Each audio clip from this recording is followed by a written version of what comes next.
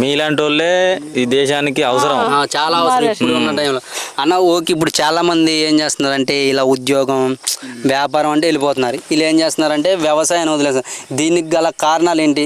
ప్రభుత్వమే కావచ్చా, లేకపోతే చేసిన అన్నం లేకుండా వాళ్ళు బతకలు నాయన, అన్నం తినకుండా బతికెత్తలా. ఇప్పుడు ఉద్యోగం చేస్తున్నావు, నీకు 10,000 10 లక్షలు నీకు జీతం వస్తుంది, ఆ డబ్బు తిని బతికెత్తవా?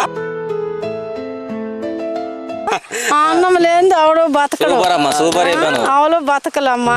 అందుకే ఏ బాధని పడి మేము ధాన్యము పండించుకోతాం. ఒక ధాన్యమే కాదు, కందులని, కొర్రలు, సోలు, అలాంటి జీడి పంట, అలాంటి వ్యవసాయం మేము వేసుకోతాము. వేసుకొని మేము బతుకుతాము. వ్యవసాయము అంతే, జాబ్ చేయాలి, వ్యాపారం చేయాలి, అలాగే వ్యవసాయం కూడా చేయాలి. వ్యవసాయం చేయకపోతే ఫ్యూచర్ లో మనకి రైస్ అనేది ఉండదు. కాబట్టి జాబ్ చేసుకుంటే ఇటు వ్యవసాయం చేసుకుంటే రెండు వైపులు హ్యాపీగానే ఉంటాం.